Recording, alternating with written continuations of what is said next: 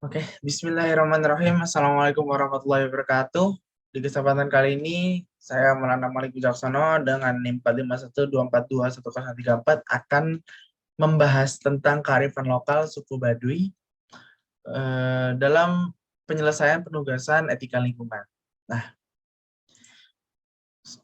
suku Baduy sendiri memiliki keindahan alam dan kearifan lokalnya sendiri. Kepercayaan masyarakat Kanekes atau suku Baduy yang disebut sebagai Sunda Wiwitan berakar pada arwah nenek moyang yang pada perkembangan selanjutnya juga dipengaruhi oleh agama Buddha, Hindu, dan Islam.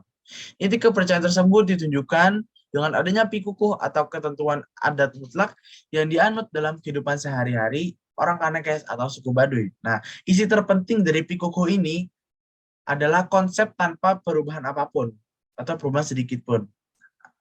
Atau bahasanya adalah lojer hente benang dipotong, pendek hente benang disambung. Yang artinya panjang tidak bisa atau tidak boleh dipotong, pendek tidak bisa atau tidak boleh disambung. Nah, kelompok masyarakat Kanekes cenderung terbagi menjadi 3 kelompok, yaitu Tangtu, Panamping, dan Dangka. Kelompok Tangtu adalah kelompok yang dikenal sebagai Baduy Dalam yang paling ketat mengikuti adat, yaitu warga yang tinggal di kampung Cibeo, Cikartawana, dan Cigesik. Nah, ciri khas orang Baduy Dalam adalah pakaiannya berwarna putih alami dan biru tua, serta memakai ikat kepala putih. Kelompok masyarakat Panamping adalah mereka yang dikenal sebagai Baduy Luar, yang tinggal di berbagai kampung yang tersebar di seluruh wilayah Baduy Dalam, seperti Cikadu, Kadetuk, Kadu Ketuk, Kadu Kolot, Gazebo, Cisaku, dan lain sebagainya. Nah, masyarakat Baduy Luar sendiri berciri khas mengenakan pakaian dan ikat kepala berwarna hitam. Nah, adat budaya dan tradisi masih misteri kehidupan suku Baduy. Ada 3 hal utama yang mengungkapkan keseharian mereka, yaitu sikap hidup sederhana, bersahabat dengan alam yang alami, dan semangat kemandirian. Sederhana dan kesederhanaan merupakan titik pesona yang melekat pada suku Baduy. Hingga saat ini, suku Baduy masih berusaha bertahan dan kesederhanaannya di tengah kuatnya arus modernisasi di segala segi. Nah, bagi mereka, kebahagiaan tapi tidak kekurangan dan tidak kemampuan akan menjadi bagian dari kebahagiaan sejati. Nah, di tengah kehidupan modern yang serba nyaman dengan listrik, kendaraan bermotor, hiburan televisi, serta tempat-tempat hiburan yang mewah, suku Baduy masih setia dengan kesederhanaan, hidup menggunakan penerangan lilin atau lampu minyak.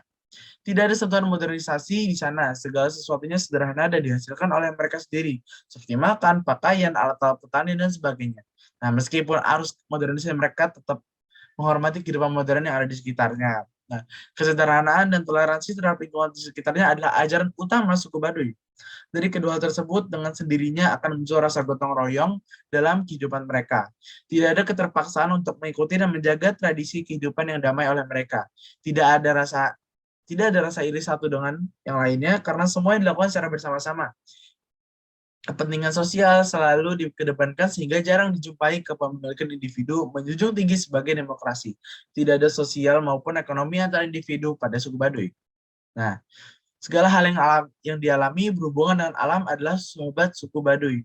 Hal ini terlihat dari lokasi di mana mereka tinggal, lingkungan tempat tinggal mereka tidak dicapai oleh transportasi modern, dan jarak jauh di tengah-tengah bentangan pegunungan, perbukitan rimbun, serta hutan lengkap dengan sungai dan anak sungai.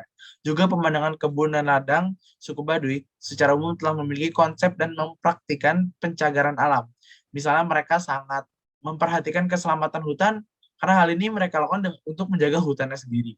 Nah, di bidang pertanian, bentuk pikuku tersebut adalah dengan tidak mengubah kontur lahan bagi ladang, sehingga cara berladangnya sangat sederhana, tidak mengolah lahan dengan bajak, tidak membuat terasering, hanya menanam dengan tugal, yaitu sepotong bambu yang diruncingkan.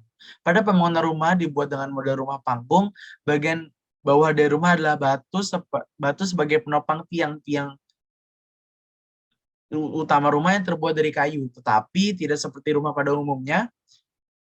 Masyarakat Baduy tidak menggali tanah untuk fondasi. Batu hanya diletakkan di atas tanah, dan jika kontur tanah tidak rata, maka bukan tanah yang menyesuaikan sehingga diratakan, tetapi batu dan tiang kayu yang menyesuaikan. Jadi panjang pendeknya batu mengikuti kontur tanah. Nah, selain itu bahan bangunan rumah yang lain adalah bahan bangunan yang ramah terhadap alam. Bahan bangunan rumah masyarakat Baduy merupakan bahan yang bisa dan mudah diurai oleh tanah. Bahan-bahan tersebut Antara lain yaitu dinding balik bambu, atap dari ijuk dan daun pohon kelapa, dan rangka rumah dari kayu alam, yaitu kayu jati, kayu pohon kelapa, dan kayu albasiah.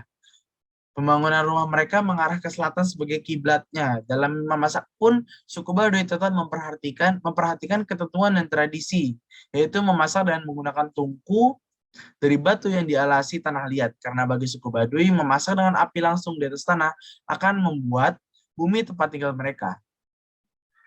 Pada saat malam hari, masyarakat Baduy tidak menggunakan listrik dan alat teknologi yang lain sebagai penerangan.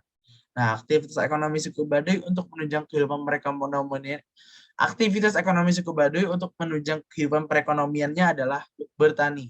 Aspek ekonomi yang diajarkan hanya sederhana, yaitu belajar bercocok tanam dengan menjaga keseimbangan alam. Menurut suku Baduy, sistem berladang yang bekerja sesuai dengan kepercayaan serta ideologi hidup mereka, yaitu untuk tidak membuat perubahan secara besar-besaran pada alam mereka, karena justru akan menimbulkan ketidakseimbangan alam. Dengan sistem berladang, mereka tidak melakukan perubahan bentuk alam karena mereka menanam mengikuti alam yang ada. Nah, mereka menanam padi dan tumbuhan sesuai kontur lereng, dan mereka tidak membuat terasering. Pengairan sistem tidak menggunakan teknologi irigasi, tetapi hanya memanfaatkan hujan yang ada. Ada larangan penggunaan air sungai atau mata air untuk mengairi sawah, karena menurut anggapan pada suku Baduy bahwa membelokkan arah sungai akan merusak keseimbangan alam. Nah, pelaku utama ekonomi suku Baduy adalah laki-laki, namun perempuan juga berpartisipasi dalam bidang-bidang pertanian walaupun hanya membantu. Nah, terakhir,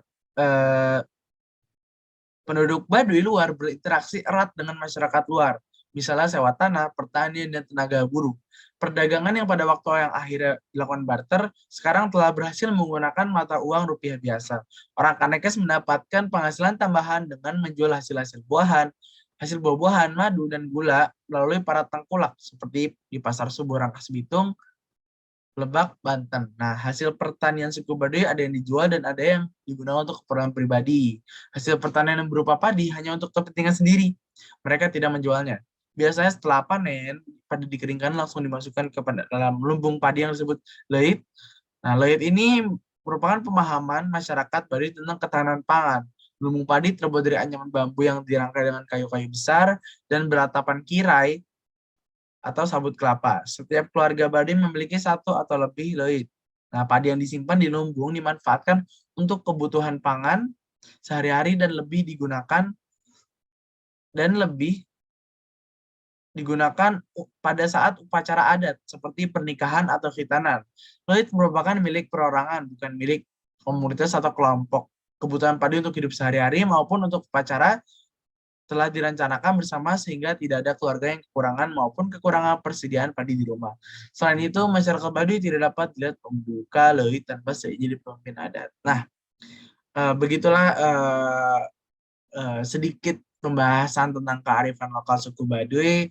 Dapat disimpulkan bahwa suku Baduy sangat berhubungan dengan alam, sangat berhubungan dengan lingkungan, banyak aturan-aturan yang tidak bisa dilanggar karena itu demi menjaga keseimbangan lingkungan alam yang ada, untuk kembali lagi ke mereka untuk menghidupi diri mereka masing-masing gitu. Mungkin sekian dari saya, Maulana Malik Wicaksono. Jika ada salah kata atau salah perbuatan yang menyinggung semuanya, mohon dimaafkan. Pamit undur diri. Wassalamualaikum warahmatullahi wabarakatuh.